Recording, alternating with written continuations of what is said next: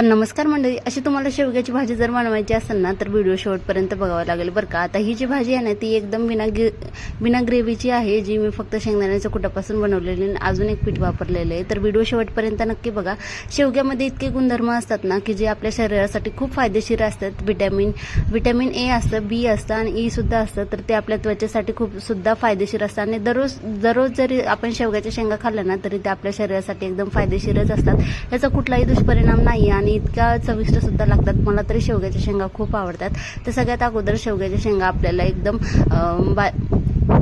जशा आपल्याला लागतात तशा पद्धतीने याला चिरून घ्यायचे असं बारीक बारीक, आणि त्याच्यावरच्या साली मी तरी काढत नाही, कारण ज्यावेळेस आपण हातात पकडतो ना शेंग त्यावेळेस तशी पकडता येत नाही, त्याच्यामुळे वरच्या साल मी तरी काढत नाही अशा। आता ह्याच्यामध्ये चवीनुसार मीठ टाकायचं। सगळ्यात अगोदर मी शेंगा छान धुवून घेतल्यात, चवीनुसार मीठ टाकायचं आणि थोडीशी हळद टाकायची। सगळ्यात अगोदर तर ह्याला आपल्याला उकळायला ठेवायचं आहे, म्हणजे 95% ज्यावेळेस या शेंगा शिजतील ना त्याच्यानंतर आपल्याला बाकीची तयारी। आता इथे शेंगा तर शिजायला ठेवल्यात मी, आपण तोपर्यंत बाकीची सगळी तयारी करून घेऊया। आता कांद्याची आपल्याला अजिबातच गरज नाही, फक्त टोमॅटो आणि ह्याच्यापासूनच छान होती। आता इथं मी टोमॅटो आहेत ना ते एकदम बारीक पद्धतीने अशा खिसणीने खिसून घेते। जर तुम्हाला खिसायला म्हणजे वेळ लागत असेल असं वाटत असेल तर तुम्ही याला पेस्ट सुद्धा बनवून घेऊ शकता मिक्सरमधून।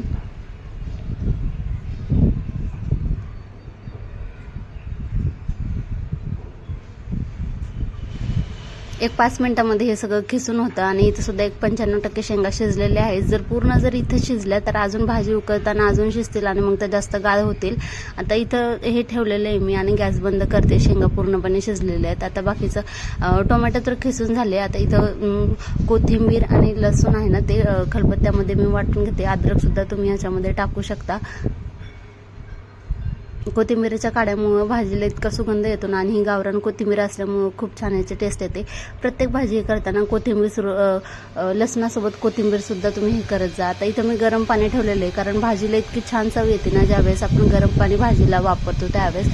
थंड पाणी न टाकता गरम पाणी याच्यामध्ये टाकायचं आहे आणि एका जाडबुडाच्या कढईमध्ये शेंगदाणे एकदम मंद आचेवर शेंगदाणे भाजून घ्यायचे, जे की आतमध्ये सुद्धा एकदम छान भाजले जातील आणि त्याची टेस्ट सुद्धा अजूनच येते। ज्यावेळेस आपण शेंगदाण्याचं कुठे एकदम असं बारीक वाटतो ना त्याचं सुद्धा तेल सुटतं आणि भाजीला आपण कमी तेल जरी वापरलं ना जास्त तेल। आता हे जे पीठ आहे ना ते कशापासून बनवलेलं आहे ते सुद्धा एकदा तुमच्यासोबत शेअर करते पुढच्या व्हिडिओमध्ये। हे जे पीठ आपण वापरलं ना त्याचं म्हणजे भाजीला चव सुद्धा छान येते आणि शेंगदाण्याची सुद्धा खूप जास्त गरज नाही आहे आपल्याला।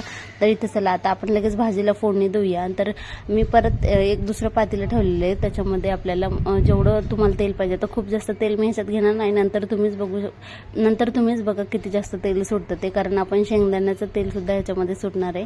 तर इथं बघा जिरे टाकलेले मी सगळ्यात अगोदर। जिरे छान झाल्याच्या नंतर ह्याच्यामध्ये जे कोथिंबीर आणि लसणाचं जे वाटून घेतलं होतं आपण ते ह्याच्यामध्ये ऍड करायचं आहे।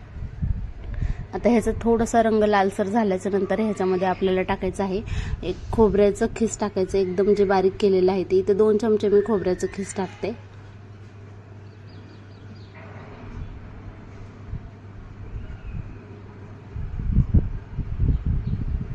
ही भाजी बनवायला अजिबातच वेळ लागत नाही, खूप लवकर होते आणि खूप जास्त एकदम तयारी सुद्धा करायची गरज नाही। आपण सगळं अगोदरच करून ठेवलेलं असतं, जसं की शेंगदाण्याचं कूट, खोबऱ्याचं कूट, फक्त टोमॅटो तेवढा वाटून घ्यायचा आणि जो बारीक टोमॅटो वाटलेला आहे ना म्हणजे खिसलेला आहे तो ह्याच्यामध्ये ऍड करायचा आहे। अगोदरचे जे आहे ते एकदम लालसर त्याला कलर आला होता। इथे तुम्ही बघू शकता अजून किती सुंदर वाटते एवढ्याने सुद्धा। आता खूप जास्त ही जी भाजी आहे ना आपण रस्सा भाजी करतो त्यावेळेस भाकरीसोबत चुरून खायला एवढी पातळ आपल्याला बनवायची असते। आता इकडचं जे पाणी मी याच्यामध्ये ते पीठ आणि शेंगदाण्याचं कूट टाकलं होतं ना ते सुद्धा छान उकळलेलं आहे।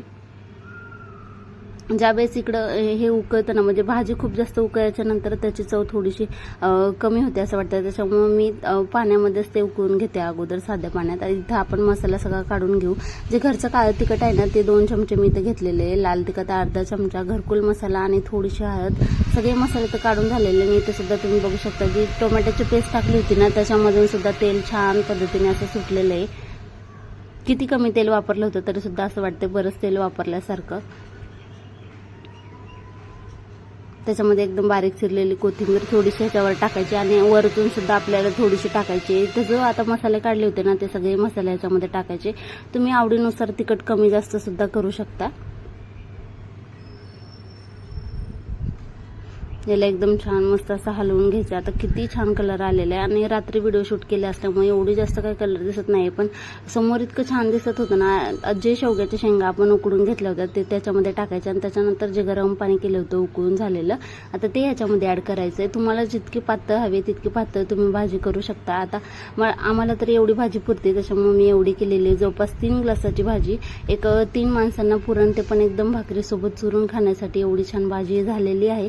आता एक तुम्हाला ही जी रेसिपी आहे ती कशी वाटली मला नक्की कमेंटमध्ये सांगा आणि पुढच्या व्हिडिओत तुमच्यासोबत कुठल्या भाजीचं शेअर करायचं ते सुद्धा मला कमेंटमध्ये सांगा. तर भेटू आपण पुढच्या छान व्हिडिओसोबत.